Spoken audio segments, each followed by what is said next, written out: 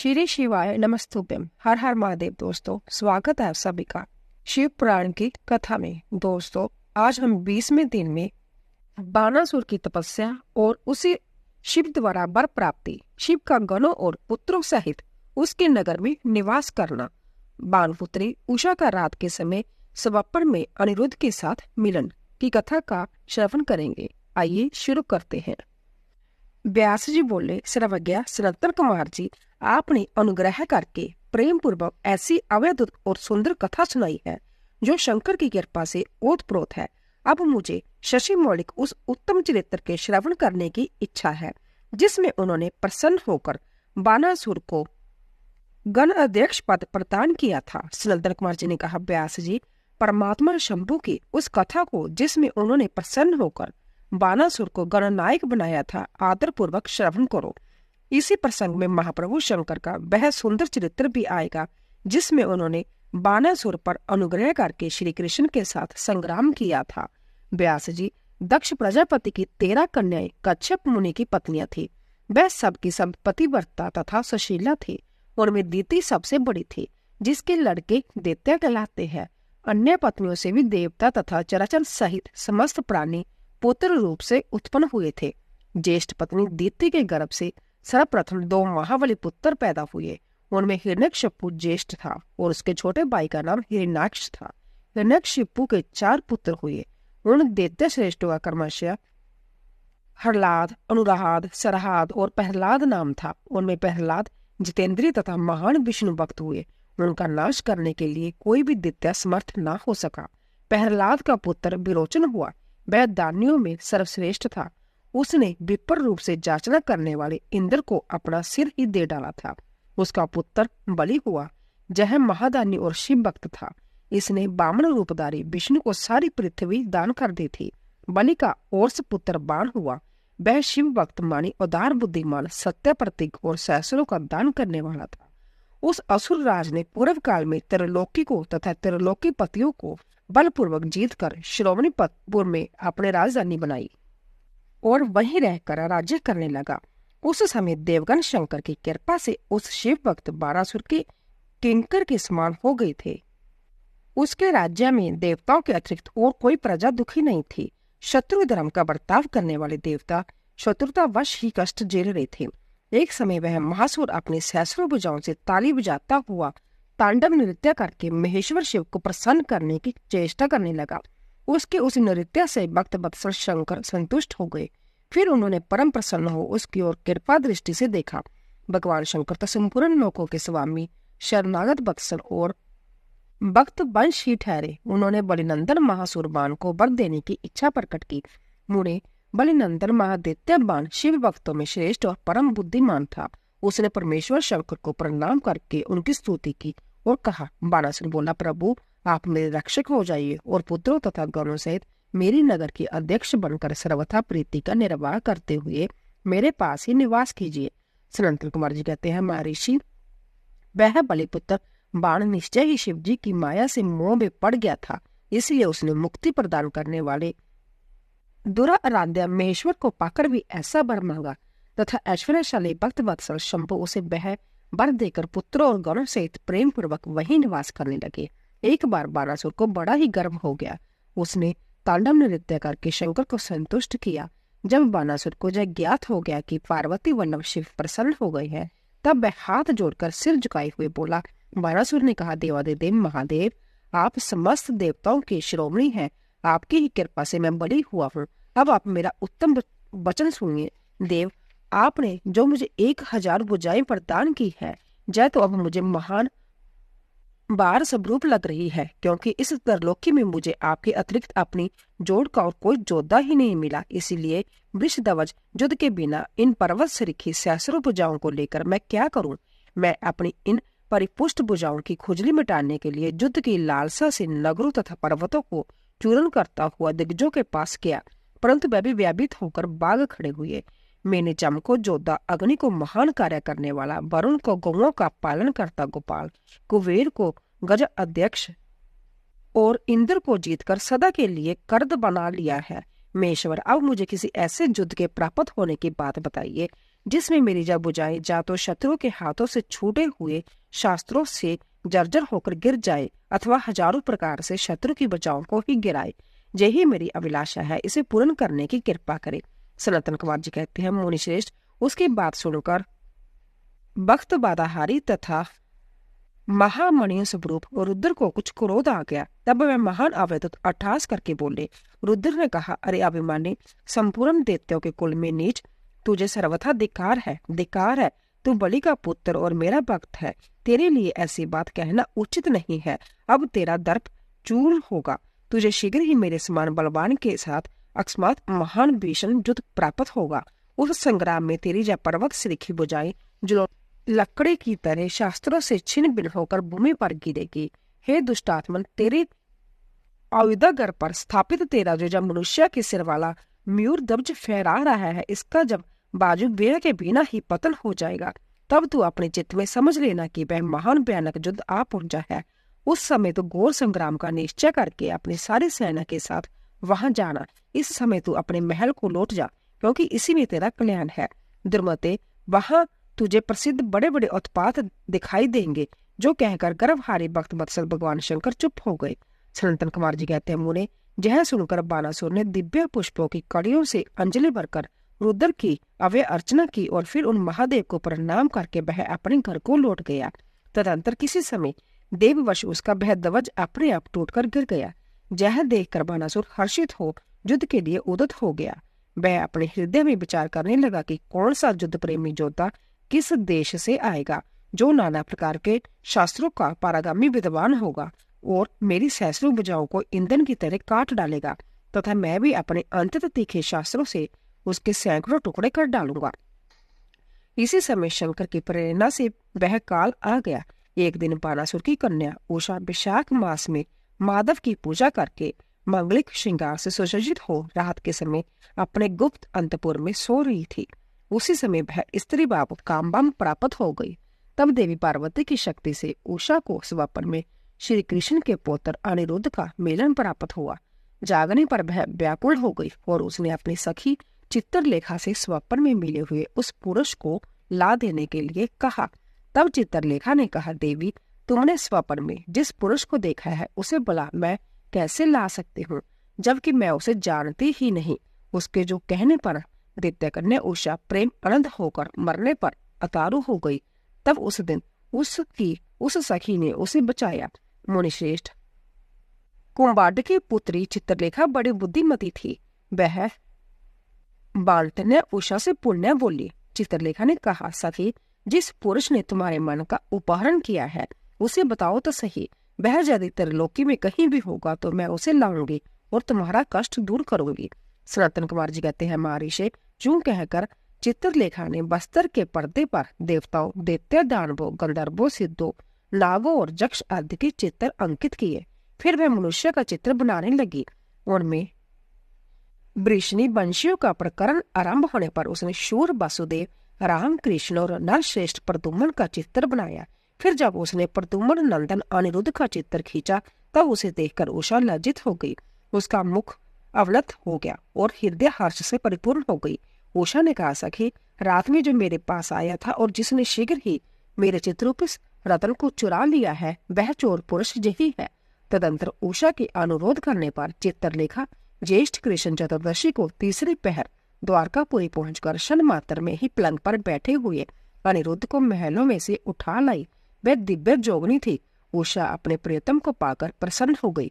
इधर अंतपुर के द्वार की रक्षा करने वाले बेतदारी पहरेदारों ने चेष्टाओं से तथा अनुमान से इस बात को लक्ष्य कर लिया। उन्होंने एक दिव्य शरीरधारी, दर्शनीय, साहसी तथा समरप्रिय नवयुवक को कन्या के साथ दोशीलता का आचरण करते हुए देख भी लिया। उसे देखकर कन्या के अंतपुर की रक्षा करने वाले उन महाबली पुरुषों ने बलिपुत्र बानासुर के पास जाकर सारी बातें निवेदन करते हुए कहा। द्वारपाल बोले, देव, पता नहीं आपके अंतपुर में बलपूर्वक प्रवेश करके कौन पुरुष छिपा हुआ है। वह इंद्र तो नहीं है जो वेश बदलकर आपकी कन्या का उपभोग कर रहा है। महाबाहु दानवराज, उसे जान देखिए और जैसा उचित समझे वैसा कीजिए। इसमें हम लोगों का कोई दोष नहीं है। सनातन कुमार जी कहते हैं, मुनिश्रेष्ठ, द्वारपालों की वह वचन तथा कन्या के दूषित होने का कथन सुनकर महाबली दानवराज बाण आश्चर्यचकित हो गया। तदंतर वह कुपित होकर अंतपुर में जा पहुंचा। वहां उसने प्रथम अवस्था में वर्तमान दिव्य शरीरधारी अनिरुद्ध को देखा। उसे महान आश्चर्य हुआ। फिर उसने उसका बल देखने के लिए 10,000 सैनिकों को भेजकर आज्ञा दी कि इसे मार डालो। सेना ने अनिरुद्ध पर आक्रमण किया। तब अनिरुद्ध ने बात की बात में 10,000 सैनिकों को काल के हवाले कर दिया। फिर तो असंख्य सेना पर सेना आने लगी और अनिरुद्ध उन्हें काल का ग्रास बनाने लगे। तदंतर उन्होंने बाणासुर का वध करने के लिए एक शक्ति हाथ में ली जो काल अग्नि के समान भयंकर थी। फिर उसी से रथ की बैठक में बैठे हुए बाणासुर पर प्रहार किया। उसकी गहरी चोट खाकर वीरवर बाण उसी क्षण घोड़ों सहित वहीं अंतर्धान हो गया। फिर महावीर बलिपुत्र बाणासुर ने, जो महान बल संपन्न तथा शिव भक्त था, छल पूर्वक नागपाश से अनिरुद्ध को बांध लिया। इस प्रकार उन्हें बांधकर और पिंजरे में कैद करके वह युद्ध से उपराम हो गया। फिर बाण कुपित होकर महाबली सूत पुत्र से बोला।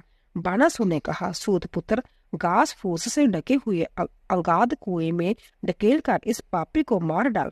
अधिक क्या कहूं, इसे सर्वथा मार ही डालना चाहिए। सनातन कुमार जी कहते हैं, मुने उसकी यह बात सुनकर उत्तम मंत्रियों में श्रेष्ठ धर्म बुद्धि निशाचर कुंभांड ने बाणासुर से कहा। कुंभांड बोला, देव थोड़ा विचार तो कीजिए।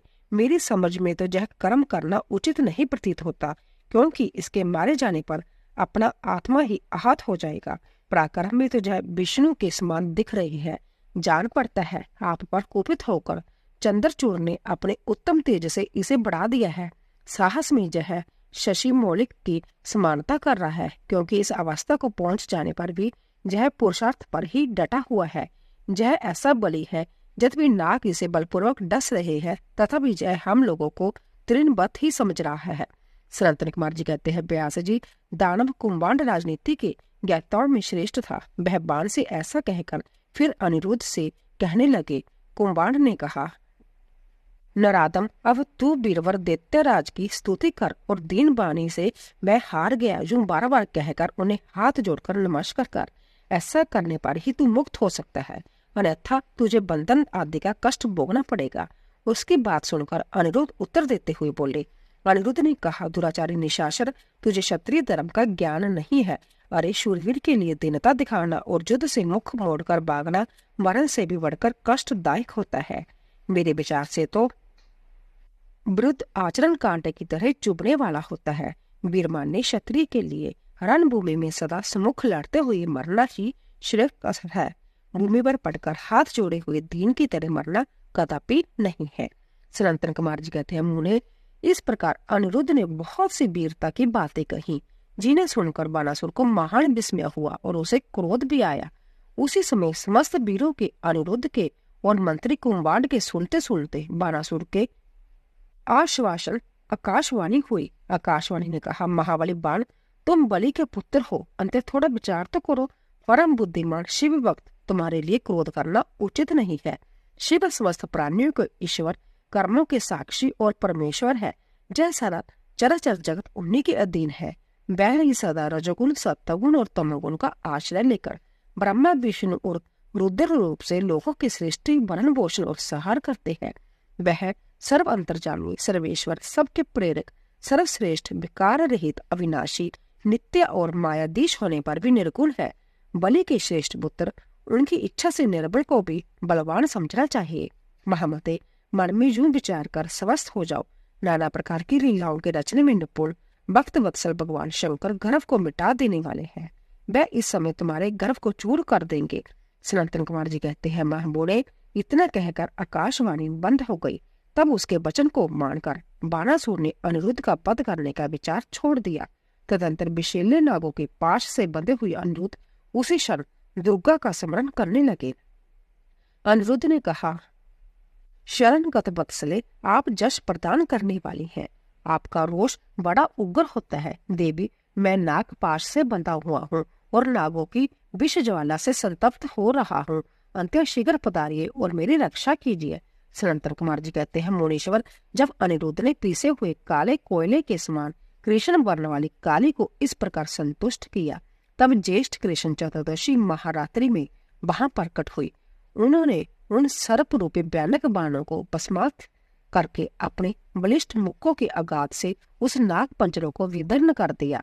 इस प्रकार दुर्गा ने अनिरुद्ध को बंधन मुक्त करके उन्हें पुण्य अंतपुर में पहुंचा दिया और संभव ही अंतर्धान हो गई।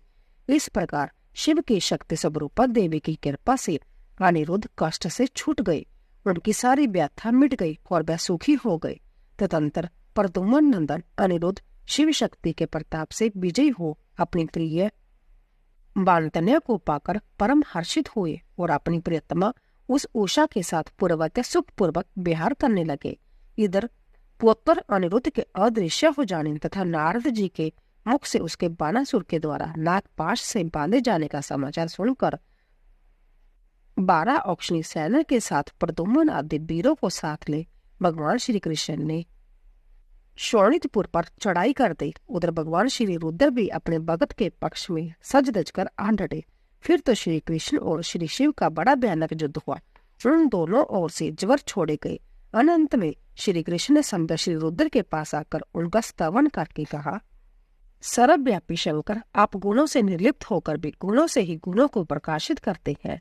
हे गिरिशाई भूमन, आप सब प्रकाश है जिनकी बुद्धि आपकी माया से मोहित हो गई है। वह स्त्री पुत्र ग्रह आदि विषयों में आसक्त होकर दुख सागर में डूबते उतारते हैं। जो अजितेंद्रिय पुरुष परवंधवश इस मनुष्य जन्म को पाकर भी आपके चरणों में प्रेम नहीं करता, वह शोषणीय तथा आत्म वंचक है। भगवान, आप गर्वहारी हैं। आपने ही तो इस गर्वीले बाण को शाप दिया था। अंततः आपकी ही आज्ञा से मैं बाणासुर की भुजाओं का छेदन करने के लिए जहां आया हूँ। इसीलिए महादेव, आप इस युद्ध से निर्वृत्त हो जाइए। प्रभु, मुझे बाण की भुजाओं को काटने के लिए आज्ञा प्रदान कीजिए, जिससे आपका शाप व्यर्थ न हो। महेश्वर ने कहा, तात, आपने ठीक ही कहा है कि मैंने ही इस दैत्यराज को शाप दिया है और मेरी ही आज्ञा से आप बाणासुर की भुजाएं काटने के लिए जहां पधारे हैं। किंतु रवानाथ, हरे क्या करूं, मैं तो सदा भक्तों की अधीन रहता हूँ। ऐसी दशा में वीर मेरे देखते बाण की भुजाएं कैसे काटी जा सकती है। इसीलिए मेरी आज्ञा से आप पहले जृंभ बाण शास्त्र द्वारा मुझे जृंभित कर दीजिए, फिर अपना अभिष्ट कार्य संपन्न कीजिए और सुखी होइए। सनातन कुमार जी कहते हैं, मुनीश्वर, शंकर जी के यूं कहने पर श्री हरि को महान विस्मय हुआ। वह अपने युद्ध स्थान पर आकर परम आनंदित हुए। व्यास जी तदंतर नाना प्रकार के अस्त्रों के संचालन में निपुण श्री हरि ने तुरंत ही अपने धनुष पर जृंभ बाण अस्त्र का संतान करके उसे पिनाकपनी शंकर पर छोड़ दिया। इस प्रकार श्री कृष्ण जृंभ बाण शास्त्र द्वारा जृंभित हो शंकर को मोह में डालकर खंडक, गदा और रिष्टि आदि से बाण की सेना का संहार करने लगे।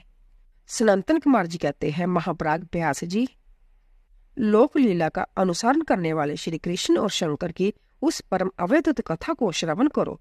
तात, जब भगवान रुद्र लीलावश पुत्रों तथा गणों से सो गए, तब दैत्यराज बाण श्री कृष्ण के साथ युद्ध करने के लिए प्रसादित हुआ। उस समय कुंभार उसके अश्वों की बागडोर संभाले हुए था और वह नाना प्रकार के शास्त्रों अस्त्रों से सज्जित था। फिर वह महाबली बलिपुत्र भीषण युद्ध करने लगा। इस प्रकार उन दोनों में चिरकाल तक बड़ा घोर संग्राम होता रहा, क्योंकि विष्णु के अवतार श्री कृष्ण शिव रूपी ही थे और उधर बलवान बाणासुर उत्तम शिव भक्त था। मुनीश्वर तदंतर वीरवान श्री कृष्ण, जिन्हें शिव की आज्ञा से बल प्राप्त हो चुका था, चिरकाल तक बाण के साथ जो युद्ध करके अंतत कुपित हो उठे। तब शत्रु वीरों का संहार करने वाले भगवान श्री कृष्ण ने शंभु के आदेश से शीघ्र ही सुदर्शन चक्र द्वारा बाण की बहुत सी भुजाओं को काट डाला। अंत में उसकी अंततः सुंदर 4 भुजाएं ही अवशेष रह गई थी और शंकर की कृपा से शीघ्र ही उसकी व्यथा भी मिट गई। जब बाण की स्मृति लुप्त हो गई और वीर भाव को प्राप्त हुए श्री कृष्ण उसका सिर काट लेने के लिए उद्यत हुए, तब शंकर जी मोह निद्रा को त्याग कर उठ खड़े हुए और बोले। रुद्र ने कहा, देवकी नंदन, आप तो सदा से मेरी आज्ञा का पालन करते आए हैं। भगवान, मैंने पहले आपको जिस काम के लिए आज्ञा दी थी वह तो आपने पूरा कर दिया। अब बाण का सिर छेदन मत कीजिए और सुदर्शन चक्र को लौटा दीजिए। मेरी आज्ञा से यह चक्कर सदा मेरे भक्तों पर अमोघ रहा है। गोविंद, मैंने पहले ही आपको युद्ध में अनिवार्य चक्कर और जय प्रदान की थी। अब आप इस युद्ध से निर्वृत्त हो जाइए। लक्ष्मीशीष, पूर्व काल में भी तो आपने मेरी आज्ञा के बिना दधीच, वीरवर, रावण और तारकाश आदि के पूर्व पर चक्कर का प्रयोग नहीं किया था। जनार्दन, आप तो जोगेश्वर साक्षात परमात्मा और संपूर्ण प्राणियों के हित में रत रहने वाले हैं। आप संभव ही अपने मन से विचार कीजिए। मैंने इसे वर दे रखा है कि तुझे मृत्यु का भय नहीं होगा। मेरा वह वचन सदा सत्य होना चाहिए। मैं आप पर परम प्रसन्न हूँ। हरे बहुत दिन पूर्व जय गर्व से बढ़कर उन्मत्त हो उठा और अपने आप को भूल गया था। तब अपनी बुझाई खुजलाता हुआ जब मेरे पास पहुंचा और बोला, मेरे साथ युद्ध कीजिए। तब मैंने इसे शाप देते हुए कहा, थोड़े ही समय में तेरी बुझाओं का छेदन करने वाला आएगा, तब तेरा सारा गर्व गल जाएगा। बाण की ओर देखकर कहा, मेरी ही आज्ञा से तेरी बुझाओं का काटने वाले जय श्री हरि आए है। फिर श्री कृष्ण से, अब आप युद्ध बंद कर दीजिए और वह बरबद्धों को साथ ले अपने घर को लौट जाइए। यूं कहकर मेश्वर ने उन दोनों में मित्रता करा दी और उनकी आज्ञा ले वह पुत्रों और गणों के साथ अपने निवास स्थान को चले गए। सनातन कुमार जी कहते हैं, मुने शंभु का कथन सुनकर अक्षत शरीर वाले श्री कृष्ण ने सुदर्शन को लौटा लिया और विजय श्री से सुशोभित हो वह बानासुर के अंतपुर में पधारे। वहां उन्होंने उषा सहित अनिरुद्ध को आश्वासन दिया और बाण द्वारा दिए गए अनेक प्रकार के रत्न समूह को ग्रहण किया। उषा की सखी परम जोगनी चित्रलेखा को पाकर तो श्री कृष्ण को महान हर्ष हुआ। इस प्रकार शिव के आदेशानुसार जब उनका सारा कार्य पूर्ण हो गया, तब वह श्री हरि हृदय से शंकर को प्रणाम कर बलिपुत्र बानासुर की आज्ञा ले परिवार समेत अपनी पुरी को लौट गए। द्वारका में पहुंचकर उन्होंने गरुड़ को विदा कर दिया। फिर हर्षपूर्वक मित्रों से मिले और स्वेच्छानुसार आचरण करने लगे। इधर नंदेश्वर ने बानासुर को समझाकर जय कहा, तुम बारंबार शिव जी का स्मरण करो, वह भक्तों पर अनुकंपा करने वाले हैं। अंत्य उन आदि गुरु शंकर में मन समाहित करके नित्य उनका महाउत्सव करो। तब देश रहित हुआ महामनस्वी बाण नंदी के कहने से डेरा धारण करके तुरंत ही शिव स्थान को गया। वहां पहुंचकर उसने नाना प्रकार के स्तोत्रों द्वारा शिव जी की स्तुति की और उन्हें प्रणाम किया। फिर वह पादों से ठुमक की लगाते हुए और हाथों को घुमाते हुए नाना प्रकार के आलिड और प्रत्यय आलिड आदि प्रमुख स्थानकों द्वारा सुशोभित नृत्यों में प्रदान तांडव नृत्य करने लगा। उस समय वह हजारों प्रकार से मुख द्वारा बाजा बजा रहा था और बीच बीच में बाहों को मटका कर तथा सिर को कंबा कर सहस्रों प्रकार के भाव भी प्रकट करता जाता था। इस प्रकार नृत्य में मस्त हुए महाभक्त बानासुर ने महान नृत्य करके नतमस्तक हो त्रिशूलधारी चंद्रशेखर भगवान रुद्र को प्रसन्न कर लिया। तब नाच गान के प्रेमी भक्त वत्सल भगवान हर्षित होकर बाण से बोले। रुद्र ने कहा, बलिपुत्र प्यारे बाण, तेरे नृत्य से मैं संतुष्ट हो गया हूँ। अंत्यादेतेंद्र, तेरे मन में जो अभिलाषा हो उसके अनुरूप वर मांग लो। सनातन कुमार जी कहते हैं, मुने शंभु की बात सुनकर दैत्यराज बाण ने इस प्रकार वर मांगा, मेरे गांव भर जाए, बाहु युद्ध की क्षमता बनी रहे, मुझे अक्षय गणनायक कर्तव्य प्राप्त हो, शोणितपुर में उषा पुत्र अर्थात मेरे दोहतर का राज्य हो, देवताओं से तथा विशेष करके विष्णु से मेरा बैर बाप मिट जाए, मुझ में रजोगुण और तमोगुण से युक्त दूषित दैत्य बाप का पुण्य उदय न हो, मुझ में सदा निर्विकार शंभु भक्ति बनी रहे और शिव भक्तों पर मेरा स्नेह और समस्त प्राणियों पर दया भाव रहे। यूं शंभु से वरदान मांगकर बलिपुत्र महासुर बाण अंजलि बांधे रुद्र की स्तुति करने लगा। उस समय उसके नेत्रों में प्रेम के आंसू छलक रहे थे। तदंतर जिसके सारे अंग प्रेम से प्रफुल्लित हो उठे थे, वह बलि नंदन बाणासुर महेश्वर को प्रणाम करके मौन हो गया। अपने भक्त बाण की प्रार्थना सुनकर भगवान शंकर, तुझे सब कुछ प्राप्त हो जाएगा, यूं कहकर वही अंतर्धान हो गए। तब शंभु की कृपा से महाकाल तत्व को प्राप्त हुआ रुद्र का अनुचरण बाण परम आनंद में निमग्न हो गया। व्यास जी, इस प्रकार मैंने संपूर्ण भुवनों में नृत्य क्रीड़ा करने वाले समस्त गुरुजनों के भी सदगुरु शूलपाणि भगवान शंकर का बाण विषयक चरित्र जो परम उत्तम है, कर्म प्रिय मधुर वचनों द्वारा तुमसे वर्णन कर दिया है। गजासुर की तपस्या, वर प्राप्ति और उसका अत्याचार, शिव द्वारा उसका वध, उसकी प्रार्थना से शिव का उसका चरम धारण करना और कृतिबासा नाम से विखायित होना तथा कृतिवा शिवेश्वर लिंग की स्थापना करना। सनातन कुमार जी कहते हैं, व्यास जी, अब परम प्रेम पूर्वक शशिमौली शिव के उस चरित्र को श्रवण करो जिसमें उन्होंने त्रिशूल द्वारा दानवराज गजासुर का वध किया था। गजासुर महिषासुर का पुत्र था। जब उसने सुना कि देवताओं से प्रेरित होकर देवी ने मेरे पिता को मार दिया था, तब उसका बदला लेने की भावना से उसने घोर तप किया। उसके तप की ज्वाला से सब जलने लगा। देवताओं ने जाकर ब्रह्मा जी से अपना दुख कहा। तब ब्रह्मा जी ने उसके सामने प्रकट होकर उसके प्रार्थना अनुसार उसे वरदान दे दिया कि वह काम के वश होने वाले किसी भी स्त्री या पुरुष से नहीं मरेगा, महाबली और सबसे अजय होगा।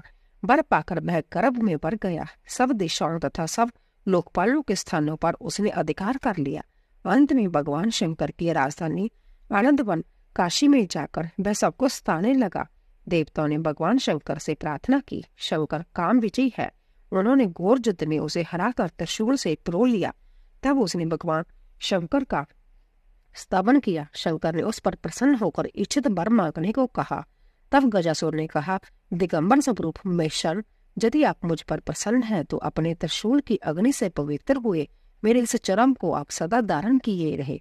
विवो, मैं पुण्य गंधों की निधि हूँ, इसीलिए मेरा यह चरम चिरकाल तक उग्र तपरूपी अग्नि की ज्वाला में पड़कर भी दग्ध नहीं हुआ है। दिगंबर, यदि मेरा यह चरम पुण्यवान ना होता तो रणांगण में इसे आपके अंगों का संग कैसे प्राप्त होता। शंकर, यदि आप तुष्ट है तो मुझे एक दूसरा बार और दीजिए, वह जे कि आज से आपका नाम कीर्तिबासा विख्यात हो जाए। सनातन कुमार जी कहते हैं, मुने गजासुर की बात सुनकर भक्त वत्सल शंकर ने परम प्रसन्नता पूर्वक महिषासुर नंदन गज से कहा, तथास्तु, अच्छा ऐसा ही होगा।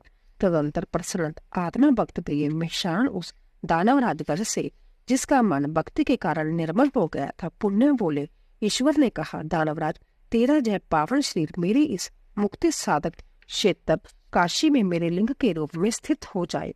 इसका नाम कृतिका सवेश्वर होगा। जय समस्त प्राणियों के लिए मुक्तिदाता, महान पातकों का विनाशक, संपूर्ण लिंगों में श्रोमणी और मोक्षप्रद होगा। यूं कहकर देवेश्वर दिगंबर शिव ने गजासुर के उस विशाल चरम को लेकर ओढ़ लिया। मुनीश्वर, उस दिन बहुत बड़ा उत्सव मनाया गया। काशी निवासी सारी जनता तथा प्रमथगण हर्षमग्न हो गए। विष्णु और ब्रह्मा आदि देवताओं का मन हर्ष से परिपूर्ण हो गया। वह हाथ जोड़कर महेश्वर को नमस्कार करके उनकी स्तुति करने लगे। सनातन कुमार जी कहते हैं, व्यास जी, अब मैं चंद्रमौलिक उस चरित्र का वर्णन करूंगा जिसमें शंकर जी ने दंदुबिनी आहार्द नामक दैत्य को मारा था। तुम सावधान होकर श्रवण करो। दैत्य पुत्र महाबली हिरण्याक्ष के विष्णु द्वारा मारे जाने पर दैत्य को बहुत दुख हुआ। तब देव शत्रु दंदुबिनी आहार्द उसको आश्वासन देकर यह निश्चय किया कि देवताओं के बल ब्राह्मण है, ब्राह्मण नष्ट हो जाएंगे तो जग नहीं होंगे, जग ना होने पर देवता आहार न पाने से निर्बल हो जाएंगे, तब मैं उन पर सहज ही विजय पालूंगा। जो विचार कर वह ब्राह्मणों को मारने लगा। ब्राह्मणों का प्रधान स्थान वाराणसी था। जय सोचकर वह काशी पहुंचा और वन में बनचर बनकर संविदा लेते हुए, जल में जलचर बनकर स्नान करते हुए और रात में व्याघ्र बनकर सोते हुए ब्राह्मणों को खाने लगा। एक बार शिवरात्रि के अवसर पर एक भक्त अपनी पर्णशाला में देवादिदेव शंकर का पूजन करके ध्यानस्थ बैठा था। बल अभिमानी दैत्याराज दंदुबिनी आहार्द ने व्याघ्र रूप धारण करके उसे खा जाने का विचार किया, परंतु वह भक्त दृढ़ चित्त से शिव दर्शन की लालसा लेकर ध्यान में तल्लीन हो रहा था। इसके लिए उसने पहले से ही मंत्र रूपी अस्त्र का विनाश कर लिया था। इस कारण वह दैत्य उस पर आक्रमण करने में समर्थ न हो सका। इधर सर्वव्यापी भगवान शंभु को उस दुष्ट रूप वाले दैत्य के अभिप्राय का पता लग गया। तब शंकर ने उसे मार डालने का विचार किया।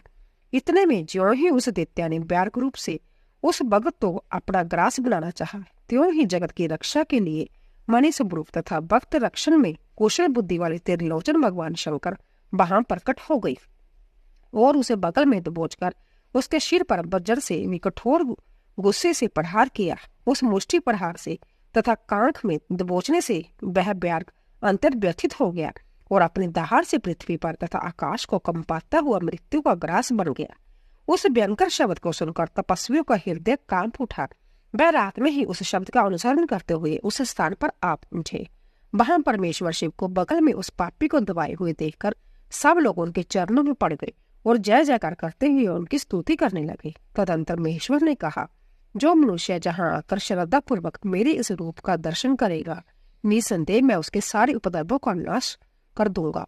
जो मानव मेरे इस चरित्र को सुनकर और हृदय में मेरे इस लिंग का स्मरण करके संग्राम में प्रवेश करेगा, उसे अवश्य ही विजय की प्राप्ति होगी। उन्होंने जो मनुष्य व्याघ्रेश्वर पारकट्य से संबंध रखने वाले इस परम उत्तम चरित्र को सुनेगा, अथवा दूसरों को सुनाएगा, पढ़ेगा या पढ़ाएगा, वह अपनी समस्त मनोवांछित वस्तुओं को प्राप्त कर लेगा और अंत में संपूर्ण दुखों से रहित होकर मोक्ष का भागी होगा। शिव लीला संबंधी अमृतमय और अक्षरों से परिपूर्ण यह अनुपम आख्यान स्वर्ग जश और आजू का देने वाला तथा पुत्र पौत्र की वृद्धि करने वाला है। बीदल और उत्पल नामक दैत्यों का पार्वती पर मोहित होना और पार्वती का कौंदुक प्रहार द्वारा उनका काम तमाम करना, कुंदकेश्वर की स्थापना और उनकी महिमा। सनातन कुमार जी कहते हैं, व्यास जी, जिस प्रकार परमेश्वर शिव ने संकेत से दैत्य को लक्ष्य कराकर अपनी प्रिय द्वारा उसका वध कराया था, उनके उस चरित्र को तुम परम प्रेम पूर्वक श्रवण करो। बिदल और उत्पल नामक 2 महादैत्य थे। उन्होंने ब्रह्मा जी से किसी पुरुष के हाथ से न मरने का वर प्राप्त करके सब देवताओं को जीत लिया था। तब देवताओं ने ब्रह्मा जी के पास जाकर अपना दुख सुनाया। उनकी कष्ट कहानी सुनकर ब्रह्मा ने उनसे कहा, तुम लोग शिव सहित शिव का आदर पूर्वक स्मरण करके धैर्य धारण करो। वह दोनों दैत्य निश्चय ही देवी के हाथों मारे जाएंगे। शिव सहित शिव परमेश्वर कल्याणकर्ता और भक्त वत्सल है। वह शीघ्र ही तुम लोगों का कल्याण करेंगे। सनातन कुमार जी कहते हैं, उन्होंने देवों से यूं कहकर ब्रह्मा जी शिव का स्मरण करते हुए मौन हो गए। तब देवगण वे आनंदित होकर अपने अपने धाम को लौट गए। एक समय नारद जी के द्वारा पार्वती के सौंदर्य की प्रशंसा सुनकर वह दोनों दैत्य उनका उपहरण करने की बात सोचने लगे और पार्वती जी जहाँ गेंद उछाल रही थी वहीं वे जाकर आकाश में विचरने लगे। वह दोनों घोर दुराचारी थे। उनका मन अंततः चंचल हो रहा था। वह गोलों का रूप धारण करके अंबिका के निकट आए। तब दुष्टों का संहार करने वाले शिव ने अवहेलना पूर्वक उनकी ओर देखकर उनके नेत्रों से प्रकट हुई चंचलता के कारण तुरंत उन्हें पहचान लिया। फिर तो सर्वस्वरूपी महादेव ने दुर्गति नाशिनी दुर्गा को कटाश द्वारा सूचित कर दिया कि यह दोनों दैत्य है, गण नहीं तात। तब पार्वती अपने स्वामी महाकौतकी परमेश्वर शंकर के उस नेत्र संकेत को समझ गई। तदंतर सर्वज्ञ शिव की अर्धांगिनी पार्वती ने उस संकेत को समझकर उसी गेंद से एक साथ ही उन दोनों पर चोट की। तब महादेवी की गेंद से आहत होकर वह दोनों महाबली दुष्ट दैत्य चक्कर काटते हुए उसी प्रकार मूत्र पर गिर पड़े जैसे बाजू की जौंके से चंचल होकर 2 पके हुए ताड़ के फल अपनी डंठल से टूटकर गिर पड़ते हैं, अथवा जैसे बज्जर के आघात से महागिरी के 2 शिखर ढह जाते हैं। इसी प्रकार अकार्य करने के लिए उदित उन दोनों महादैत्य को दराशायी करके वह गेंद लिंग रूप में परिणित हो गई। समस्त दुष्टों का निवारण करने वाला वह लिंग कुंदकेश्वर के नाम से विख्यात हुआ और ज्येष्ठ ईश्वर के समीप स्थित हो गया। काशी में स्थित कुंदकेश्वर लिंग दुष्टों का विनाशक, भोग मोक्ष का प्रदाता और सर्वदा सत्पुरुषों की समस्त कामनाओं को पूर्ण करने वाला है। जो मनुष्य इस अनुपम आख्यान को हर्षपूर्वक सुनता सुनाता अथवा पढ़ता है, उसे ब्याह का दुख कहाँ। वह इस लोक में नाना प्रकार के संपूर्ण उत्तम से उत्तम सुखों की भोग कर अंत में देव दुर्लभ दिव्य गति को प्राप्त कर लेता है। ब्रह्मा जी कहते हैं, मुनि सतम, मैंने तुमसे रुद्र संहिता के अंत ग्रंथ इस युद्ध खंड का वर्णन कर दिया। जय खंड संपूर्ण मनोरथ का फल प्रदान करने वाला है। इस प्रकार मैंने पूरी की पूरी रुद्र संहिता वर्णन कर दी है। जय शिव जी को सदा परम प्रिय है और भुक्ति मुक्ति रूप फल प्रदान करने वाली है। सूत जी कहते हैं, इस प्रकार शिव अनुगामी ब्रह्मपुत्र नारद शंकर के उत्तम जश को तथा शिव शतनाम को सुनकर कृतार्थ हो गए। यूं मैंने संपूर्ण चरित्रों में प्रधान तथा कल्याणकारक यह ब्रह्मा और नारद का समान पूर्ण रूप से कह दिया। अब तुम्हारी ओर क्या सुनने की इच्छा है। रुद्र संहिता युद्ध खंड संपूर्ण हुआ। रुद्र संहिता समाप्त। दोस्तों, आज हम शतरुद्र संहिता शुरू कर रहे हैं। शिवजी के सदजात वामदेव, तत्पुरुष, अघोर और ईशान नामक 5 अवतारों का वर्णन, जो परम आनंदमय है, जिनकी लीलाएं अनंत है, जो ईश्वरों के भी ईश्वर, सर्वव्यापक महान गौरी के प्रियतम तथा स्वामी कार्तिक और विघ्नराज गणेश को उत्पन्न करने वाले हैं, उन आदि देव शंकर को ही मैं वंदना करती हूँ। शौनक जी ने कहा, महाभाग सूत जी, आप तो पुराण कर्ता व्यास जी के शिष्य तथा ज्ञान और दया के निधि हैं। अंत अब आप शंभु के उन अवतारों का वर्णन कीजिए जिनके द्वारा उन्होंने सत्पुरुषों का कल्याण किया है। सूत जी बोले, शौनक जी, आप तो मरणशील व्यक्ति हैं। अंत अब मैं आपसे शिव जी के उन अवतारों का वर्णन करता हूँ। आप अपनी इंद्रियों को वश में करके सद्भक्ति पूर्वक मन लगाकर श्रवण कीजिए। मुने पूर्व काल में सनातन कुमार जी ने नंदीश्वर से जो सत्पुरुषों की गति तथा शिव स्वरूप ही है यही प्रश्न किया था। उस समय नंदीश्वर ने शिव जी का स्मरण करते हुए उन्हें जो उत्तर दिया था। नंदीश्वर ने कहा, मुने, यूं तो सर्वव्यापी सर्वेश्वर शिव के कल्प कल्पांतरों में असंख्य अवतार हुए हैं, तथा भी इस समय मैं अपनी बुद्धि के अनुसार उनमें से कुछ का वर्णन करता हूँ। 19वां कल्प जो श्वेत लोहित नाम से विख्यात है, उसमें शिवजी का सदजात नामक अवतार हुआ था। वह उनका प्रथम अवतार कहलाता है। उस कल्प में जब ब्रह्मा पर ब्रह्मा का ध्यान कर रहे थे, उसी समय एक श्वेत और लोहित वर्ण वाला शिखाधारी कुमार उत्पन्न हुआ। उसे देखकर ब्रह्मा ने मन ही मन विचार किया। जब उन्हें जब ज्ञात हो गया कि जब पुरुष ब्रह्मा रूपी परमेश्वर है, तब उन्होंने अंजलि बांधकर उसकी वंदना की। फिर जब भुवनेश्वर ब्रह्मा को पता लग गया कि यह सदजात कुमार शिव ही है, तब उन्हें महान हर्ष हुआ। वह अपनी सद्बुद्धि से बारंबार उस परम ब्रह्मा का चिंतन करने लगे। ब्रह्मा जी ध्यान कर ही रहे थे कि वहां श्वेत वर्ण वाले 4 यशस्वी कुमार प्रकट हुए। वह परम उत्कृष्ट ज्ञान संपन्न तथा परम ब्रह्मा के स्वरूप थे। उनके नाम थे सुनंद, नंदन, विषमनंदन और उपनंदन। यह सबके सब महात्मा थे और ब्रह्मा जी के शिष्य हुए। इनसे वह ब्रह्मा लोक व्याप्त हो गया। तदंतर सदजात रूप से प्रकट हुए परमेश्वर शिव ने परम प्रसन्न होकर ब्रह्मा को ज्ञान तथा सृष्टि रचना की शक्ति प्रदान की। यह सदजात नामक पहला अवतार हुआ।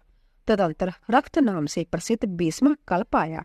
उस कल्प में ब्रह्मा जी ने रक्त वर्ण का शरीर धारण किया था। जिस समय ब्रह्मा जी पुत्र की कामना से ध्यान कर रहे थे, उसी समय उनसे एक पुत्र प्रकट हुआ। उसके शरीर पर लाल रंग की माला और लाल ही वस्त्र शोभा पा रहे थे। उसके नेत्र भी लाल थे और वह आभूषण भी लाल रंग का ही धारण किया हुए थे। उस महान आत्म बल से संपन्न कुमार को देखकर ब्रह्मा जी ध्यानस्थ हो गए। जब उन्हें ज्ञात हो गया कि यह वामदेव शिव है, तब उन्होंने हाथ जोड़कर उस कुमार को प्रणाम किया।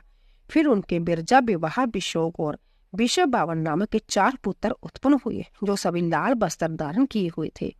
तब वामदेव रूपधारी परमेश्वर शंभु ने परम प्रसन्न होकर ब्रह्मा को ज्ञान तथा सृष्टि रचना की शक्ति प्रदान की। जय वामदेव नामक दूसरा अवतार हुआ। इसके बाद 21वां कल्प हुआ, जो पीत बादशाह नाम से कहा जाता है।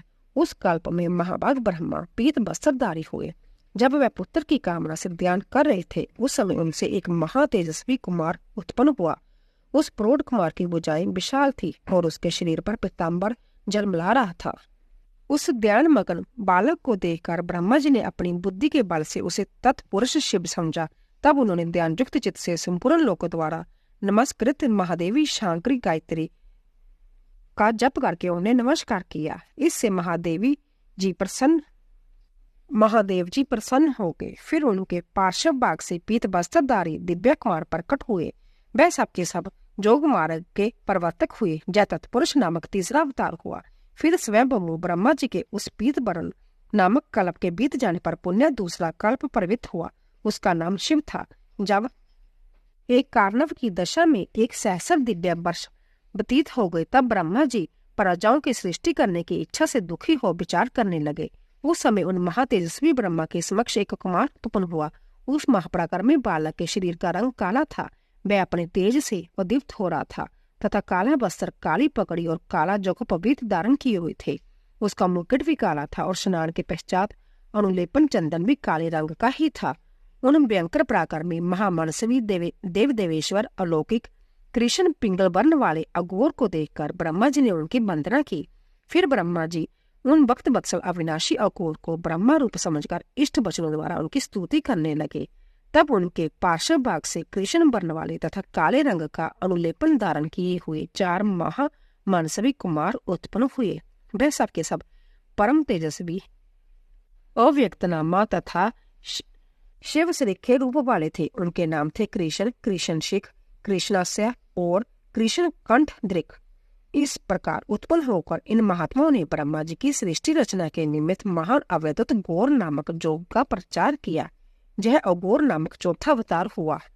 शिवरो तदंतर ब्रह्मा का दूसरा कल्प प्रारंभ हुआ। वह परम अद्भुत था और विश्व रूप नाम से भी ख्यात था। उस कल्प में जब ब्रह्मा जी पुत्र की कामना से मन ही मन शिव जी का ध्यान कर रहे थे, उसी समय महान सिंह नाद करने वाली विश्व रूपा सरस्वती प्रकट हुई तथा उसी प्रकार परमेश्वर भगवान ईशान प्रादुर्भूत हुए, जिनका वर्ण शुद्ध स्फटिक के समान उज्जवल था और जो समस्त आभूषणों से विभूषित थे। उन अजन्मा, सर्वव्यापी, सर्व अंतर्जामी, सब कुछ प्रदान करने वाले, सर्व स्वरूप, सुंदर रूप वाले तथा अरूप ईशान को देखकर ब्रह्मा जी ने उन्हें प्रणाम किया। तब शक्ति सहित विभु ईशान ने भी ब्रह्मा को सन्मार्ग का उपदेश देकर 4 सुंदर बालकों की कल्पना की। उन उत्पन्न हुई शिशुओं का नाम था जटी, मुंडी, शिखंडी और अर्धमुंड। वह जोगानुसार सधर्म का पालन करके जोग गति को प्राप्त हो गए। यह ईशान नामक 5वां अवतार हुआ। सर्वज्ञ सनंदन कुमार जी, इस प्रकार मैंने जगत की हित कामना से सौदजात आदि अवतारों का प्राकट्य संक्षेप से वर्णन किया। उनका वह सारा लोक हितकारी व्यवहार जथा तथ्य रूप से ब्रह्मांड में वर्तमान है। महेश्वर की ईशान, पुरुष, गौर, वामदेव और ब्रह्मा जी 5 मूर्तियां विशेष रूप से प्रसिद्ध है। इनमें ईशान, जो शिव स्वरूप तथा सबसे बड़ा है, पहला कहा जाता है। वह साक्षात प्रकृति के भोक्ता क्षेत्र में निवास करता है। शिव जी का दूसरा स्वरूप तत्पुरुष नाम से ख्यात है। वह गुणों के आश्रय रूप तथा भोग्य सर्वज्ञ में अधिष्ठ है। पिनाकधारी शिव का जो अघोर नामक तीसरा स्वरूप है, वह धर्म के लिए अंगों सहित बुद्धि तत्व का विस्तार करके अंदर विराजमान रहता है। वामदेव नाम वाला शंकर का चौथा स्वरूप अहंकार का अधिष्ठान है। वह सदा अनेकों प्रकार का कार्य करता रहता है। विचारशील बुद्धिमानों का कथन है कि शंकर का ईशान संगक स्वरूप सदा करण, वाणी और सर्वव्यापी आकाश का आदि ईश्वर है तथा महेश्वर का पुरुष नामक रूप त्वक, पानी और संपर्ण गुण वशिष्ठ वायु का स्वामी है। मनीषीगण अघोर नाम वाले रूप को शरीर, रस रूप और अग्नि का अधिष्ठान बतलाते हैं। शंकर जी का वामदेव संगक स्वरूप रसना, पाजु, रस और जल का स्वामी कहा जाता है। प्राण, उपस्थित, गंध और पृथ्वी का ईश्वर शिव जी का सदोजात नामक रूप बताया जाता है। कल्याणकामी मनुष्यों को शंकर जी के इन स्वरूपों की सदा प्रयत्न पूर्वक वंदना करनी चाहिए, क्योंकि यह श्रेय प्राप्ति में एकमात्र हेतु है। जो मनुष्य इन सदोजात आदि अवतारों के प्रकटय को पढ़ता अथवा सुनता है, वह जगत में समस्त काम्य भोगों का उपभोग करके अंत में परम गति को प्राप्त होता है। शिव जी के अष्टमूर्तियों तथा अर्धनारी रूप का सविस्तार वर्णन। नंदीश्वर कहते हैं, ऐश्वर्यशाली मुने, अब तुम महेश्वर के उन श्रेष्ठ अवतारों का वर्णन श्रवण करो, जो लोक में सबके संपूर्ण कार्य को पूर्ण करने वाले अत्यंत सुखदाता है। ताप यह जगत उन परमेश्वर शंभु की 8 मूर्तियों का स्वरूप ही है। जैसे सूत में मणियां पिरोई जाती रहती है, उसी तरह जब विश्व उन अष्ट मूर्तियों में व्यापक होकर स्थित है। वह प्रसिद्ध 8 मूर्तियां जी है: शर्व, भव, रुद्र, उग्र, भीम, पशुपति, ईशान और महादेव। शिव जी के इन शर्व आदि अष्ट मूर्तियों द्वारा पृथ्वी, जल, अग्नि, बाजू, आकाश, क्षेत्र, सूर्य और चंद्रमा अधिष्ठ है। शास्त्र का ऐसा निश्चय है कि कल्याणकर्ता महेश्वर का विश्व भारात्मक रूप ही चराचर विश्व को धारण किए हुए है। परमात्मा शिव का सलील आत्मक रूप, जो समस्त जगत को जीवन प्रदान करने वाला है, भव नाम से कहा जाता है, जो जगत के बाहर भीतर वर्तमान है और संभव ही विश्व का भरण पोषण करता तथा संपादित होता है। उग्र रूपधारी प्रभु के उस रूप को सतपुरुष उग्र कहते हैं। महादेव का जो सबको अवकाश देने वाला सर्वव्यापी आकाशात्मक रूप है, उसे भीम कहते हैं। वह भूत वृंद का भेदक है, जो रूप समस्त आत्मा का अधिष्ठान, संपूर्ण क्षेत्रों में निवास करने वाला और जीवों के भवपाश का छेदक है। उसे पशुपति का रूप समझना चाहिए। महेश्वर का संपूर्ण जगत को प्रकाशित करने वाला जो सूर्य नामक रूप है, उसे ईशान कहते हैं। वह भूलोक में भ्रमण करता है। अमृतमय रश्मियों वाला जो चंद्रमा संपूर्ण विश्व को आदित करता है। शिव का वह रूप महादेव नाम से पुकारा जाता है। आत्मा परमात्मा शिव का 8वां रूप है। जब मूर्ति अन्य मूर्तियों की व्यापिका है, इसलिए सारा विश्व शिवमय है। जिस प्रकार वृक्ष के मूल को सींचने से उसकी शाखाएं पुष्पित हो जाती है, उसी तरह शिव का पूजन करने से शिव स्वरूप विश्व परिपुष्ट होता है। जैसे कि इस लोक में पुत्र पौत्र आदि को प्रसन्न देखकर पिता हर्षित होता है, उसी तरह विश्व को बलिवांति हर्षित देखकर शंकर को आनंद मिलता है। इसीलिए यदि कोई किसी भी देहधारी को कष्ट देता है, तो निसंदेह मानो उसने अष्टमूर्ति शिव का ही अनिष्ट किया है। सनातन कुमार जी, इस प्रकार भगवान शिव अपनी अष्टमूर्ति द्वारा समस्त विश्व को अधिष्ठ करके विराजमान है। अंत्य तुम पूर्ण भक्ति भाव से उन परम कारण रुद्र का भजन करो। प्रिय सनातन कुमार जी, अब तुम शिव जी के अनुपम अर्धनारी रूप का वर्णन सुनो। महाप्राग, वह रूप ब्रह्मा जी की कामनाओं को पूर्ण करने वाला है। सृष्टि के आदि में जब सृष्टिकर्ता ब्रह्मा द्वारा रची हुई सारी प्रजाएं विस्तार को नहीं प्राप्त हुई, तब ब्रह्मा उस दुख से दुखी हो चिंताकुल हो गए। उसी समय जो आकाशवाणी हुई, ब्रह्मा अब मैथुनी सृष्टि की रचना करो। उस व्योमवाणी को सुनकर ब्रह्मा ने मैथुनी सृष्टि उत्पन्न करने का विचार किया, परंतु इससे पहले नारियों का कुल ईशान से प्रकट ही नहीं हुआ था। इसीलिए पद्मजोनि ब्रह्मा मैथुनी सृष्टि रचने में समर्थ ना हो सके। तब वह यूं विचार करके शंभु की कृपा के बिना मैथुनी प्रजा उत्पन्न नहीं हो सकती, तप करने को उद्यत हुए। उस समय ब्रह्मा पराशक्ति शिवा सहित परमेश्वर शिव का प्रेम पूर्वक हृदय में ध्यान करके घोर तप करने लगे। तदंतर तपो अनुष्ठान में लगे हुए ब्रह्मा के उस तीव्र तप से थोड़े ही समय में शिवजी प्रसन्न हो गए। तब वह कष्ट हरिशंकर पूर्ण सच्चिदानंद की कामदा मूर्ति में प्रविष्ट होकर अर्ध नारी नर के रूप से ब्रह्मा के निकट प्रकट हो गए। उन देवादिदेव शंकर को पराशक्ति शिवा के साथ आया हुआ देख ब्रह्मा ने दंडकी बांधते भूमि पर लेटकर उन्हें प्रणाम किया और फिर वह हाथ जोड़कर स्तुति करने लगे। तब विश्वकर्ता देवादिदेव महादेव महेश्वर परम प्रसन्न होकर ब्रह्मा से मेघ किसी वाणी से बोले। ईश्वर ने कहा, महाभाग वत्स, मेरे प्यारे पुत्र पितामह, मुझे तुम्हारा सारा मनोरथ पूर्णतः ज्ञात हो गया है। तुमने जो इस समय प्रजाओं की वृद्धि के लिए घोर तप किया है, तुम्हारे उस तप से मैं प्रसन्न हो गया हूँ और तुम्हें तुम्हारा अभिष्ट प्रदान करूंगा। यूं स्वभाव से ही मधुर तथा परम उदार वचन कहकर शिवजी ने अपने शरीर के अर्धभाग से शिवा देवी को पृथक कर दिया। तब शिव से पृथक होकर प्रकट हुई उन परमा शक्ति को देखकर ब्रह्मा विनम्र भाव से प्रणाम करके उनसे प्रार्थना करने लगे। ब्रह्मा ने कहा, शिवे, सृष्टि के प्रारंभ में तुम्हारे पति देवादिदेव परमात्मा शंभु ने मेरी सृष्टि की थी और मेरे द्वारा सारी प्रजाओं की रचना की है। शिवे, तब मैंने देवता आदि समस्त प्रजाओं की मानसिक सृष्टि की, परंतु बारंबार रचना करने पर भी उनकी वृद्धि नहीं हो रही है। अंततः अब मैं स्त्री पुरुष के समागम से उत्पन्न होने वाली सृष्टि का निर्माण करके अपनी सारी प्रजाओं की वृद्धि करना चाहता हूँ, किंतु अभी तक तुमसे अक्षयन नारी कुल का प्रकटन नहीं हुआ है। इस कारण नारी कुल की सृष्टि करना मेरी शक्ति के बाहर है, क्योंकि सारी शक्तियों का उद्गम स्थान तुम ही हो। इसीलिए मैं तुम अखिलेश्वरी परमा शक्ति की प्रार्थना करता हूँ। शिवे, मैं तुम्हें नमस्कार करता हूँ। तुम मुझे नारी कुल की सृष्टि करने के लिए शक्ति प्रदान करो, क्योंकि शिव प्रिय, इसी को तुम चराचर जगत की उत्पत्ति का कारण समझो। वर देवेश्वरी, मैं तुमसे एक और वर की याचना करता हूँ। जगमाता, कृपा करके उसे भी मुझे दीजिए। मैं तुम्हारे चरणों में नमस्कार करता हूँ। वह वर ये है कि सर्वव्यापिनी जग जननी, तुम चराचर जगत की वृद्धि के लिए अपने एक सर्वसमर्थ रूप से मेरे पुत्र दक्ष की पुत्री हो जाओ।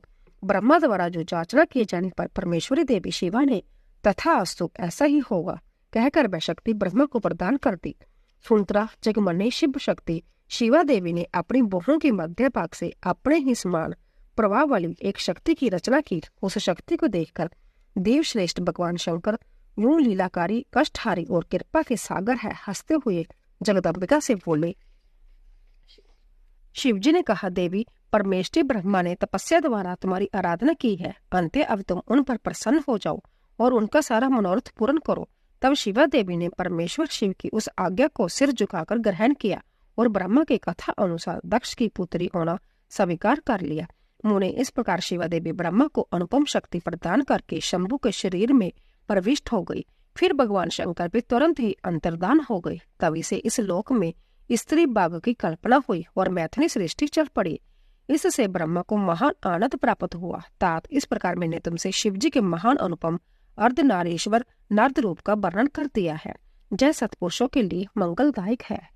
बराह कल्प में होने वाले शिवजी के प्रथम अवतार से लेकर 9वां ऋषभ अवतार का वर्णन।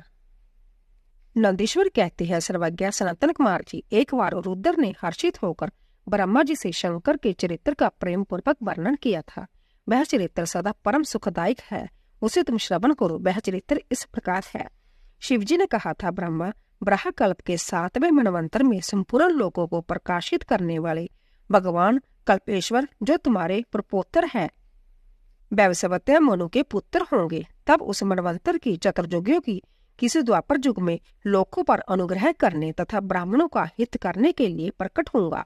हे ब्रह्मा, युग प्रवृत्ति के अनुसार उस प्रथम चतुर्युगी के प्रथम द्वापर युग में जब प्रभु संभय ही व्यास होंगे, तब मैं उस कलयुग के अंत में ब्राह्मणों के हितार्थ शिवन सहित श्वेत नामक महामुनि होकर प्रकट होऊंगा। उस समय हिमालय के रमणीय शिखर सागर नामक पर्वत श्रेष्ठ पर मेरे शिखाधारी 4 शिष्य उत्पन्न होंगे। उनके नाम होंगे श्वेत, श्वेत शिख, श्वेता शव और श्वेत लोहित। वे चारों ध्यान योग के आश्रय से मेरे नगर में जाएंगे। वहां वे मुझ अविनाशी को तत्वतः जानकर मेरे भक्त हो जाएंगे तथा जन्म जरा और मृत्यु से रहित होकर पर ब्रह्मा की समाधि में लीन रहेंगे। वत्स पितामह, उस समय मनुष्य ध्यान के अतिरिक्त दान धर्म आदि कर्म हेतु के साधनों द्वारा मेरा दर्शन नहीं पा सकेंगे। दूसरे द्वापर में प्रजापति सत्य व्यास होंगे। उस समय मैं कलयुग में सुतार नाम से उत्पन्न होऊंगा। वहां भी मेरे दुदम्बी, शतरूप, हर्षिक तथा केतुमान नामक 4 वेदवादी द्विज शिष्य होंगे। वह चारों ध्यान योग के बल से मेरे नगर को जाएंगे और मुझ अविनाशी को तत्वत जानकर मुक्त हो जाएंगे। तीसरे द्वापर में जब भार्गव नामक व्यास होंगे, तब मैं भी नगर के निकट ही दमन नाम से प्रकट होऊंगा। उस समय भी मेरे विशोक, विशेष, विपाप और पापनाशन नामक 4 पुत्र होंगे। चतुरानन, उस अवतार में मैं शिष्यों को साथ ले व्यास की सहायता करूंगा और उस कलयुग में निर्वृत्ति मार्ग को सुदृढ़ बनाऊंगा। चौथे द्वापर में जब अंगिरा व्यास कहे जाएंगे, उस समय मैं सुहोत्र नाम से अवतार लूंगा। उस समय भी मेरे 4 जोग साधक महात्मा पुत्र होंगे। ब्रह्मा, उनके नाम होंगे सुमुख, दुर्मुख, दुर्दम और द्रुतिक्रम। उस अवसर पर भी इन शिष्यों के साथ मैं व्यास की सहायता में लगा रहूंगा। 5वें द्वापर में सविता व्यास नाम से कहे जाएंगे। तब मैं कंक नामक महातपस्वी जोगी होऊंगा।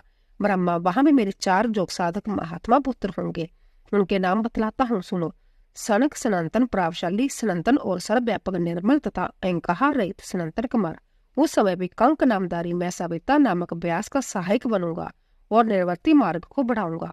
पुण्य 6 द्वापर के प्रवृत्त होने पर जब मृत्यु लोक कारक व्यास होंगे और वेदों का विभाजन करेंगे, उस समय भी मैं व्यास की सहायता करने के लिए लोकाशी नाम से प्रकट होऊंगा और निर्वती पथ की उन्नति करूंगा।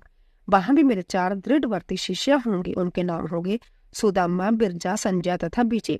विदे 7वें द्वापर के आरंभ में जब शतकीर्तु नामक व्यास होंगे, उस समय भी जोग मार्ग में परम निपुण जैगिशव्य नाम से प्रकट होऊंगा और काशीपुरी में गुफा के अंदर दिव्य देश में कुशासन पर बैठकर योग को सुदृढ़ बनाऊंगा तथा शतकीर्तु नामक व्यास की सहायता और संसार व्यास से भक्तों का उद्धार करूंगा। उस युग में भी मेरे सारसवत्य, जोगिश, मेघवा और सुवाहन नामक 4 पुत्र होंगे। 8वें द्वापर के आने पर मुनिवर वशिष्ठ वेदों का विभाजन करने वाले वेद व्यास होंगे। जोग वित्तम, उस युग में भी मैं दधिवाहन नाम से अवतार लूंगा और व्यास की सहायता करूंगा। उस समय कपिल, आसुरी, पंचशिख और शाल्वल नाम वाले मेरे 4 जोगी पुत्र उत्पन्न होंगे, जो मेरे ही समान होंगे। ब्रह्मा 9वीं चतुर्युगी के द्वापर युग में मुनिश्रेष्ठ सारस्वत व्यास नाम से प्रसिद्ध होंगे। उन व्यास के निर्वृत्ति मार्ग की वृद्धि के लिए ध्यान करने पर मैं ऋषभ नाम से अवतार लूंगा। उस समय पराशर, गर्ग, भार्गव तथा ग्रीश नाम के 4 महायोगी मेरे शिष्य होंगे। प्रजापति, उनके सहयोग से मैं योग मार्ग को सुदृढ़ बनाऊंगा। सन्मुने, इस प्रकार मैं व्यास का सहायक बनूंगा। ब्रह्मा, उसी रूप में मैं बहुत से दुखी भक्तों पर दया करके उनका भवसागर से उद्धार करूंगा। मेरा वह ऋषभ नामक अवतार योग मार्ग का प्रवर्तक सारस्वत व्यास के मन को संतोष देने वाला और नाना प्रकार से रक्षा करने वाला होगा। उस अवतार में मैं भद्राआजु नामक राजकुमार को, जो विष दोष से मर जाने के कारण पिता द्वारा त्याग दिया जाएगा, जीवन प्रदान करूंगा। तदंतर उस राजपुत्र की आयु के 16वें वर्ष में ऋषभ ऋषि, जो मेरे ही अंश है, उसके घर पधारेंगे। प्रजापति, उस राजकुमार द्वारा पूजित होने पर वह सरदूपधारी कृपालु मुनि उसे राजधर्म का उपदेश करेंगे। फिर वह दीन वत्सल मुनि हर्षित चित्त से उस दिव्य कवच, शंख और संपूर्ण शत्रुओं का विनाश करने वाला एक चमकीला खंडक प्रदान करेंगे। फिर कृपा पूर्वक उसके शरीर पर बसव लगाकर उसे 12,000 हाथियों का बल भी देंगे। यूं माता सहित बदराजू की बलिवांती आश्वासन देकर तथा उन दोनों द्वारा पूजित हो प्रभावशाली ऋषभ मुनि स्वेच्छानुसार चले जाएंगे। ब्रह्मा, तब राज ऋषि बदराजू भी रिपुगणों को जीतकर और कीर्तिमालिनी के साथ विवाह करके धर्म पूर्वक राज्य करेंगे। मुझे शंकर का वह ऋषभ नामक 9वां अवतार ऐसा प्रभाव वाला होगा। वह सत्पुरुषों की गति तथा दीनों के लिए बंधु साहित्यकारी होगा। मैंने उसका वर्णन तुम्हें सुना दिया है। जय ऋषभ चरित्र परम पावन, महान तथा स्वर्ग, जश और आज को देने वाला है। अंत्य इसे प्रयत्न पूर्वक सुनना चाहिए। शिवजी द्वारा 10वें से लेकर 28वें जोगेश अवतारों का वर्णन। शिवजी कहते हैं ब्रह्मा 10वें द्वापर में त्रिदामा नाम के मुनि व्यास होंगे। वह हिमालय के रमणीय शिखर पर्वतों उत्तम बिरगतु पर निवास करेंगे। वहां भी मेरे श्रुति विदित 4 पुत्र होंगे। उनके नाम होंगे ब्रिंग, बलबंधु, नरामित्र और तपोदन। केतु श्रृंग 11वें द्वापर में जब त्रिवर्त नामक व्यास होंगे तब मैं कलयुग में गंगा द्वार में तप नाम से प्रकट होऊंगा। वहां भी मेरे लंबोदर, लंबाक्ष, केशलम और प्रलंबक नामक 4 दृढ़वर्ती पुत्र होंगे। 12वीं चतुर्युगी द्वापर युग में शततेजा नामक के वेदव्यास होंगे। उस समय मैं द्वापर के समाप्त होने पर कलयुग में हेम कौंचुक में जाकर अत्रि नाम से अवतार लूंगा और व्यास की सहायता के लिए निर्वृत्ति मार्ग को प्रतिष्ठित करूंगा। महामुनि वहां भी मेरे सर्वज्ञ, समबुद्धि, साध्य और शर्व नामक 4 उत्तम जोगी पुत्र होंगे। 13वें द्वापर युग में जब धर्म स्वरूप नारायण व्यास होंगे तब मैं पर्वत श्रेष्ठ गंधमादन पर वाल्खिल्याश्रम में महामुनि बलि नाम से विखायित उत्पन्न होऊंगा। वहां भी मेरे सुदामा, काश्यप, वशिष्ठ और बिरजा नामक 4 सुंदर पुत्र होंगे। 14वीं चतुर्युगी द्वापर युग में जब रक्ष नामक व्यास होंगे उस समय मैं अंगिरस के वश में गौतम नाम से उत्पन्न होऊंगा। उस कलयुग में भी अत्रि, वशद, श्रवण और शनविष्कट मेरे पुत्र होंगे। 15वें द्वापर में जब त्रिवर्णी व्यास होंगे उस समय मैं हिमालय के पृष्ठ भाग में स्थित वेदशीर्ष नामक पर्वत पर सरस्वती के उत्तर तट का आश्रय ले वेदशिरा नाम से अवतार ग्रहण करूंगा। उस समय महापराक्रमी वेदशीर ही मेरा अस्त्र होगा। वहां भी मेरे 4 दृढ़ पराक्रमी पुत्र होंगे। उनके नाम होंगे कुनी, कुनीबाहु, कुशरीर और कुनेत्रक। 16वें द्वापर युग में जब व्यास का नाम देव होगा तब मैं योग प्रदान करने के लिए परम पुण्यमय गोकर्ण वन में गोकर्ण नाम से प्रकट होऊंगा। वहां भी मेरे काश्यप, उष्णा, च्यवन और बृहस्पति नामक 4 पुत्र होंगे। मैं जल के समान निर्मल और जोगी होंगे तथा उसी मार्ग के आश्रय से शिवलोक को प्राप्त हो जाएंगे। 17वीं चतुर्युगी द्वापर युग में देव कृत्युंजय व्यास होंगे। उस समय मैं हिमालय के अंत्यत उच्च एवं रमणीय शिखर महालय पर्वत पर गुहावासी नाम से अवतार धारण करूंगा, क्योंकि हिमालय शिव क्षेत्र कहलाता है। वहीं उथत्या, वामदेव, महाजोग और महाबल नाम के मेरे पुत्र भी होंगे। 18वीं चतुर्युगी द्वापर युग में जब ऋत्युंजय व्यास होंगे तब मैं हिमालय के उस सुंदर शिखर पर जिसका नाम शिखंडी पर्वत है और जहां महान पुण्यमय सिद्ध क्षेत्र तथा सिद्धों द्वारा सेवित शिखंडी वन भी है, शिखंडी नाम से उत्पन्न होऊंगा। वहां भी वाचश्रवा, रुचिक, शिववास्य और जतीश्वर नामक मेरे 4 तपस्वी पुत्र होंगे। 19वें द्वापर में महामुनि वरदराज व्यास होंगे। उस समय मैं भी हिमालय के शिखर पर माली नाम से उत्पन्न होऊंगा और मेरे सिर पर लंबी लंबी जटाएं होंगी। वहां भी मेरे सागर से गंभीर स्वभाव वाले हिरण्य नामक, कौशल्या, लोकाशी और परदिमी नामक पुत्र होंगे। 20वीं चतुर्युगी के द्वापर में होने वाले व्यास का नाम गौतम होगा। तब मैं भी हिमवान के पृष्ठ भाग में स्थित पर्वत श्रेष्ठ 28 पर जो सदा देवता, मनुष्य, जशेंद्र, सिद्ध और चारलों द्वारा अधिष्ठ रहता है 28 नाम से अवतार धारण करूंगा। उस युग के मनुष्य 28 के प्रेमी होंगे। उस समय भी मेरे उत्तम जोग संपन्न 4 पुत्र होंगे। उनके नाम होंगे सुमंत्य, बरबरी, विद्वान, कवंद और कुनिकंदर। 21वें द्वापर युग में जब वाचश्रवा नामक व्यास होंगे तब मैं दारुक नाम से प्रकट होऊंगा, इसलिए उस शुभ स्थान का नाम दारुवन पड़ जाएगा। वहां भी मेरे प्लक्ष, दारवा यानी केतुमान तथा गौतम नाम के 4 परम जोगी पुत्र उत्पन्न होंगे। 22वें चतुर्युगी द्वापर में जब शशुमान नामक व्यास होंगे तब मैं भी वाराणसीपुरी में लांगली भीम नामक महामुनि के रूप में अवतरित होऊंगा। उस कलयुग में इंद्र सहित समस्त देवता मुझ हल्याउदारी शिव का दर्शन करेंगे। उस अवतार में भी मेरे पल्लवी, मंदु, पिंग और श्वेतकेतु नामक 4 परम धार्मिक पुत्र होंगे। 23वां चतुर्युगी जब तृणबिंदु मुनि व्यास होंगे तब मैं सुंदर कालिंजर गिरी पर श्वेत नाम से प्रकट होऊंगा। वहां भी मेरे उशिक, बृहद, शब्द, देवल तथा कवि नाम से प्रसिद्ध 4 तपस्वी पुत्र होंगे। 24वीं चतुर्युगी में जब ऐश्वर्यशाली जक्ष व्यास होंगे तब उस युग में मैं नेमिष क्षेत्र में शूली नामक महाजोगी होकर उत्पन्न होऊंगा। उस युग में भी मेरे 4 तपस्वी शिष्य होंगे। उनके नाम होंगे शालिहोत्र, अग्निवेश, जुवनाशु और शरदसु। 25वें द्वापर में जब व्यास शक्ति नाम से प्रसिद्ध होंगे तब मैं भी प्रभावशाली अवदंडधारी महाजोगी के रूप से प्रकट होऊंगा। मेरा नाम मुंडीश्वर होगा। उस अवतार में भी शगल, कुंडकर्ण, कुंभांड और प्रवाहक मेरे तपस्वी शिष्य होंगे। 26वें द्वापर में जब व्यास का नाम पराशर होगा तब मैं भद्रवट नामक नगर में सहिष्णु नाम से अवतार लूंगा। उस समय भी आलोक, वैद्युत, शंभुक और अश्वत्थामा नाम वाले 4 तपस्वी शिष्य होंगे। 27वें द्वापर में जब जातुकर में व्यास होंगे, तब मैं भी प्रवासती तीर्थ में सोम शर्मा नाम से प्रकट होऊंगा। वहां भी अक्षपाद कुमार, आलोक और वत्स नाम से प्रसिद्ध मेरे 4 तपस्वी शिष्य होंगे।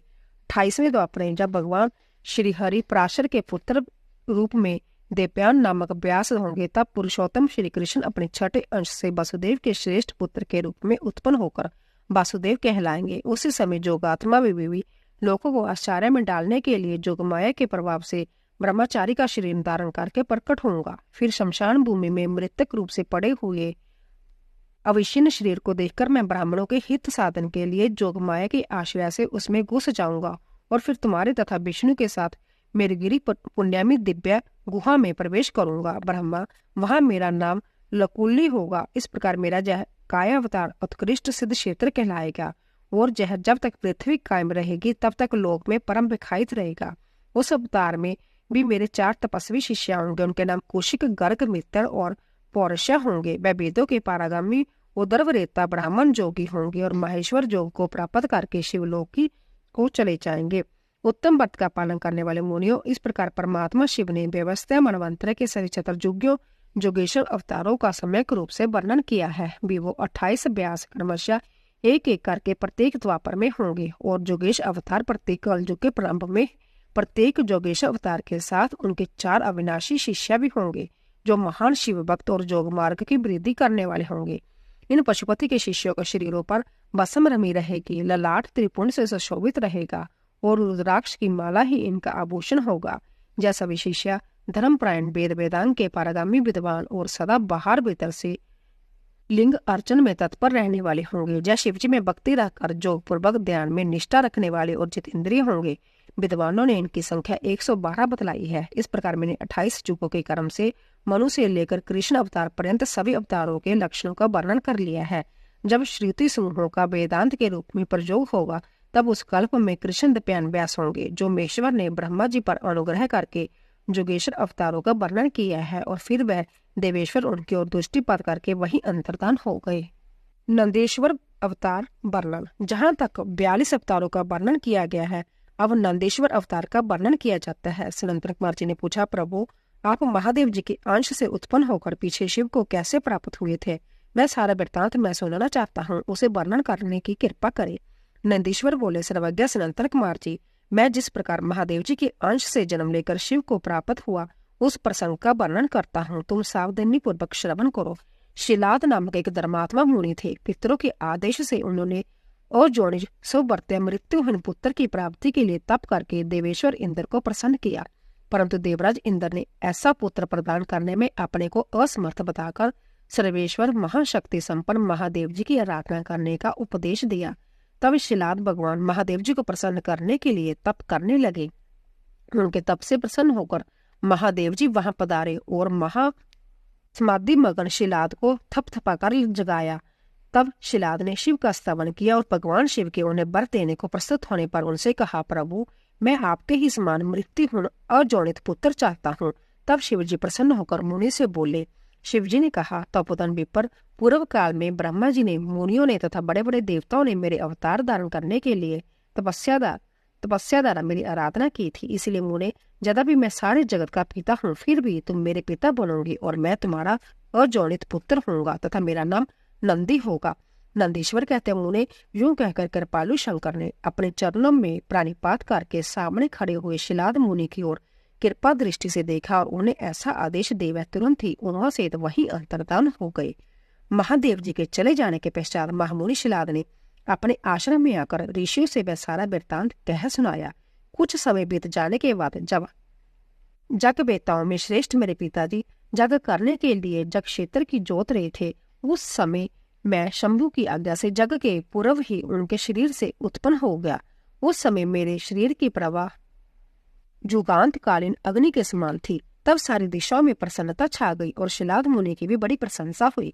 उधर शिलाद ने भी जब मुझ बालक को प्रलयकालीन सूर्य और अग्नि के सदृश प्रभावशाली त्रिनेत्र चतुर्भुज प्रकाशमान जटा मुकुटधारी त्रिशूल आदि आयुध से युक्त सर्वथा रुद्र रूप में देखा था, वह महान आनंद में निमग्न हो गए और मुझ परनाम्य को नमस्कार करते हुए कहने लगे। शिलाद बोले, सुरेश्वर, चूंकि तुमने नंदी नाम से प्रकट होकर मुझे आनंदित किया है, इसीलिए मैं तुम आनंदमय जगदीश्वर को नमस्कार करता हूँ। नंदीश्वर कहते हैं, मुनि, तदंतर जैसे निर्धन को निधि प्राप्त हो जाने से प्रसन्नता होती है, उसी प्रकार मेरी प्राप्ति से हर्षित होकर पिताजी ने महेश्वर की बड़ी भांति वंदना की और फिर मुझे लेकर वह शीघ्र ही अपनी पर्णशाला को चल दिए। महामुनि, जब मैं शिलाद की कुटिया में पहुंच गया तब मैंने अपने उस रूप का परित्याग करके मनुष्य रूप धारण कर लिया। तदंतर शल्कायन नंदन पुत्र वत्सल शिलाद ने मेरी जातकर्म आदि सभी संस्कार संपन्न किए। फिर 5वें वर्ष में पिताजी ने मुझे सांगो उपांग संपूर्ण वेदों का तथा अनन्य शास्त्रों का भी अध्ययन कराया। 7वां वर्ष पूरा होने पर शिवजी की आज्ञा से मित्र और वरुण नामक के मुनि मुझे देखने के लिए पिताजी के आश्रम पर पधारे। शिलाद मुनि ने उनकी पूरी आवभक्त की। जब वे दोनों महात्मा मुनीश्वर आनंद पूर्वक आसन पर विराजमान हो गए तब मेरी ओर बारंबार निहार कर बोले। मित्र और वरुण ने कहा, तात शिलाद, यद्यपि तुम्हारा पुत्र नंदी संपूर्ण शास्त्रों के अर्थों का पारगामी विद्वान है, तथापि इसकी आयु बहुत थोड़ी है। हमने बहुत तरह से विचार करके देखा, परंतु इसकी आयु 1 वर्ष से अधिक नहीं दिखती। उन विप्रोजा कहने पर पुत्र वत्सल शिलाद नंदी को छाती से लिपटकर दुख हरता को फूट फूट कर रोने लगे। तब पिता और पितामह को मृतक की भांति भूमि पर पड़ा हुआ देख नंदी शिवजी के चरण कमलों का स्मरण करके प्रसन्नता पूर्वक पूछने लगा, पिताजी, आपको कौन सा ऐसा दुखा पड़ा जिसके कारण आपका शरीर कंप रहा है और आप रो रहे हैं? आपको वह दुख कहाँ से प्राप्त हुआ है? मैं इसे ठीक ठीक जानना चाहता हूँ।